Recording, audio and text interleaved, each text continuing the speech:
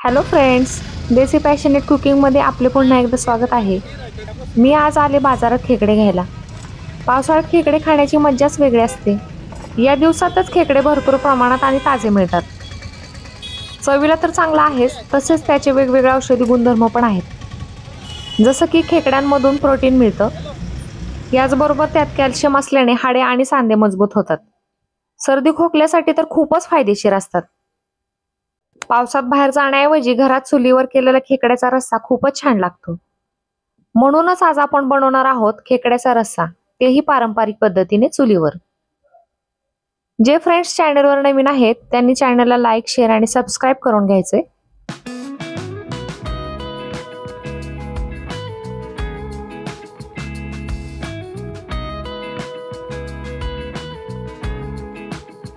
चला तर मग वेळ न घालवता रेसिपीला सुरुवात करूया।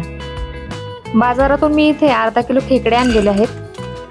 ते सर्वप्रथम स्वच्छ धुवून घेते। इथं 3 ते 4 पाण्याने स्वच्छ धुवून घेते। खेकडे घेताना कोणकोणती काळजी घ्यायची ते मी आज सांगणार आहे। खेकडे जिवंत असले पाहिजेत, म्हणजे हालचाल करणारे, जे ताजे असतात असे समजून जायचे। जर वरचे कवच मऊ असेल तर शिजल्यावर झिरझिरीत होतात। खेकडे निवडताना मध्यम किंवा मोठ्या आकाराचे घ्यायचे।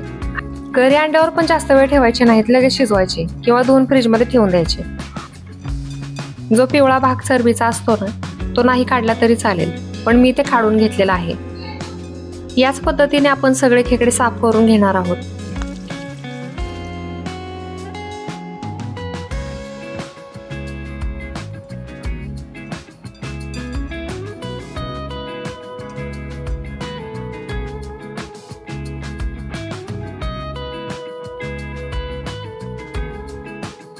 खेकडे फायनली धुवून घेतले।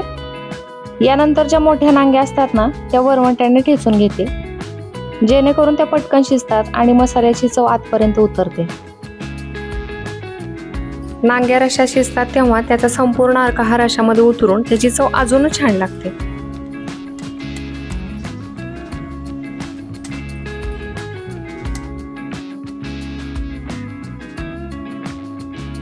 मी इथं खेकड्याच्या मधल्या भागाचे 2 तुकडे करून घेते।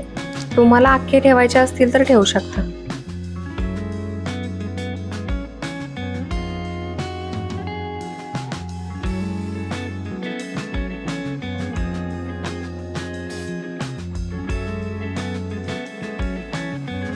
खेकडे कट करून तयार झालेले आहेत, ते बाजूला ठेवते आणि वाटणाची तयारी करते।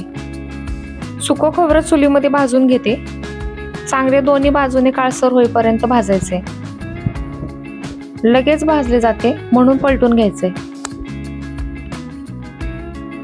खोबरं भाजल्याने रश्श्याला स्मोकी फ्लेवर येतो, यामुळे जेवणाची चव अजूनच वाढते। शिवाय चुलीवर भाजलेलं खोबरं वात आणि कफ नियंत्रित ठेवते, तसेच त्यात पारंपरिक चव पण उतरते, जी गॅसमुळे येत नाही।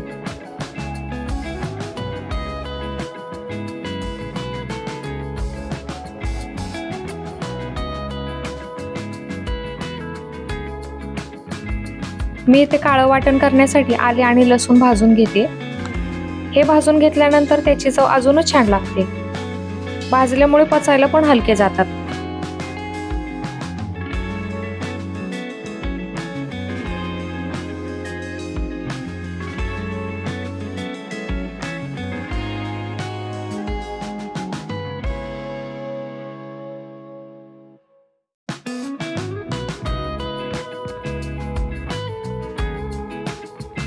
आले आणि लसूण जसं भाजून घेतले ना, त्याचप्रमाणे लाल मिरची आणि धने पण भाजून घेणार आहे। भाजलेले धने घातल्यास फ्लेवर खूप छान येतो, तसेच लाल मिरच्यांमुळे तिखटपणा आणि रश्श्याला चांगला रंग येतो। धन्यामुळे तिखट मिरच्यांचा झणझणीतपणा बॅलन्स होतो। खास करून नॉनव्हेज मध्ये धने घातलेच पाहिजेत। लगेच प्लेटमध्ये काढून घेते, नाहीतर करपतील। मी इथं काळं वाटण तयार करून घेते। यासाठी भाजलेलं खोबरं, लसूण, आले घेणार आहे। पूर्वीच्या काळी वाटण हे पाट्यावर वाटायचे। याचे कारण पाट्यावर वाटल्याने थंड पद्धतीने वाटलं जातं, ज्यामुळे औषधी गुणधर्म आणि चवदारपणा टिकून राहतो। या उलट मिक्सरमध्ये वाटल्यावर घर्षण आणि उष्णता निर्माण होते आणि औषधी गुणधर्म निघून जातात। आजकाल कसं सगळं झटपट होतंय, पण चव मात्र कुठेतरी हरवलेली आहे। पण पाट्यावर वाटलेल्या जेवणाची चव खूपच छान लागते। पाट्याला ना लाईटचं टेन्शन ना आवाजाचं, पण चव मात्र अप्रतिम।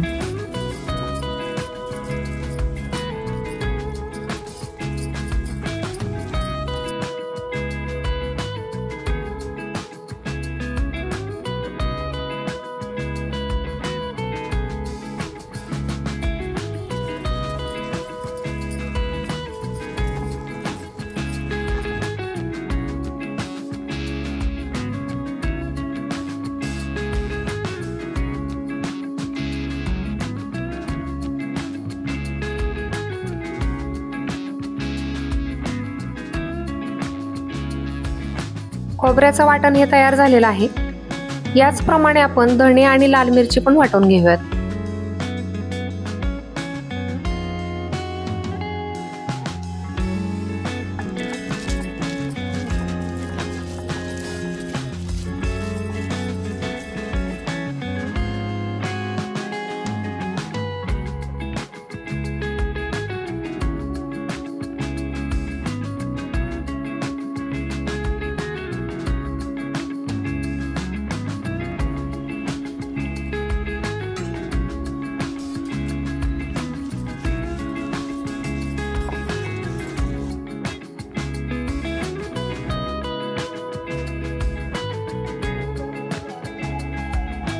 दोन्ही वाटून तयार करून घेतले।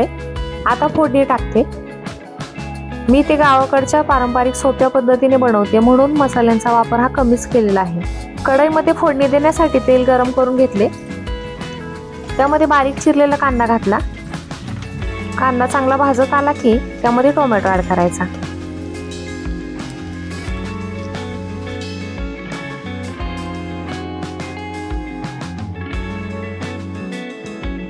इथं आपला कांदा भाजून हा तयार झालेला आहे। टोमॅटो ऍड करूयात। कांदा आणि टोमॅटो छान भाजून झाल्यानंतर पाट्यावरचं वाटलेलं काळं वाटण आणि लाल वाटण टाकते। चमच्याने एकसारखं हलवत राहायचंय, नाहीतर ते खालून करपू शकतं। मसाल्याचं साहित्य हे अगोदरच भाजलेलं होतं, म्हणून मी जास्त भाजत नाही।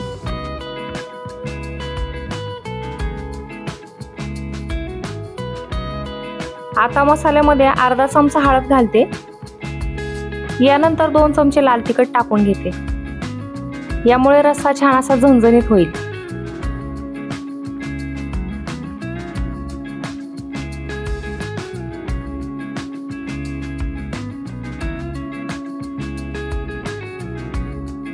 मसाल्यामध्ये गरजेनुसार पाणी घालते। तुम्हाला रस्सा जर 2 वाटी पाहिजे असेल तर त्यामध्ये पाणी 2 वाटीपेक्षा जरा जास्तच घालायचं, कारण खेकडे शिजत आली की रस्सा कमी होतो।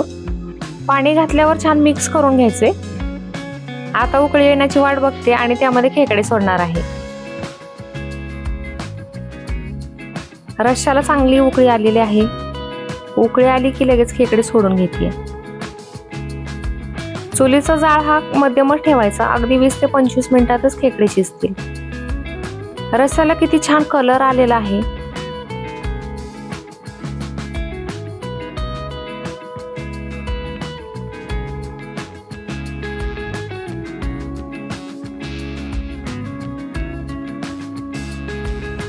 वरून चवीनुसार मीठ ऍड करते।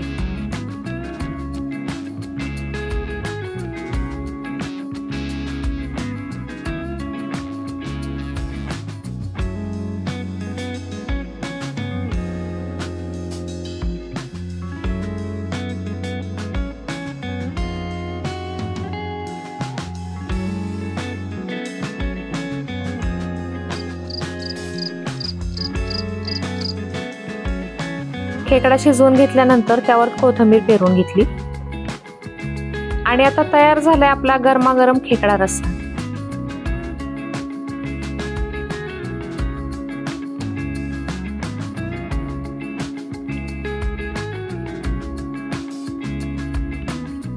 आम्हाला सगळ्यांना भूक लागली असल्यामुळे पटकन भाकरी करून घेते। चुलीवर भाकरीची रेसिपी या अगोदरच्या शिंगाड्या माशाचा रस्सा या व्हिडिओमध्ये दाखवलेली आहे, तिथे जाऊन तुम्ही चेक करू शकता। चला, माझ्या भाकरी पण तयार झालेल्या आहेत। आता खेकड्याचा रस्सा आणि भाकरी वाढून घेते।